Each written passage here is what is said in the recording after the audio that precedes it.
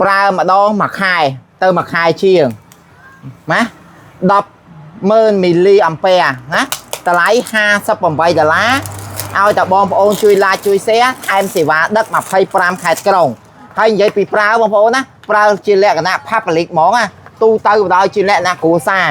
យោនិយាយពីឪអាធំម៉ែអាធំហើយបងប្អូនហើយបញ្ជាក់ណាបងប្អូនគឺសុវត្ថិភាពជាចម្បងណាតែសុវត្ថិភាពមានន័យថាប្រើប្រាស់ក្នុងទំនុកចិត្តធានាជូនរយៈពេលមួយខែមួយឆ្នាំមួយខែណាវាមាន DC នេះ DC នេះបញ្ជាក់យើងសារពីប្រទេសសូឡាចូលក្នុងនឹងបានទៀតហើយមានថត2 4 6ហើយមានភ្លើងណាបងប្អូននេះជាប់មានភ្លើងនេះ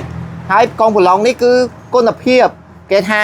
បរិខាទូរស័ព្ទមកដល់ពេលបច្ចុប្បន្ននេះរយៈពេល20ឆ្នាំជាងហើយការទិញគឺមានទំនុកចិត្តធានាមួយឆ្នាំឲ្យតែបងប្អូនជួយដាក់ជួយshareតម្លៃ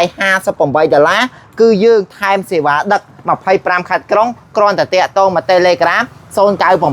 41 42រាយ10 100 1000 សែនណា100,000មីលីអំពែណា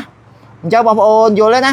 គឺផលិតផលស្តង់ដារកងប្រឡងហើយតម្លៃខ្ញុំបញ្ជាក់ចឹងតានីមួយឆ្នាំតម្លៃ$58ថែមសេវាដឹក25ខេត្តក្រុងឲ្យតែបងប្អូនជួយ like ជួយ share តែប៉ុណ្ណោះអរគុណ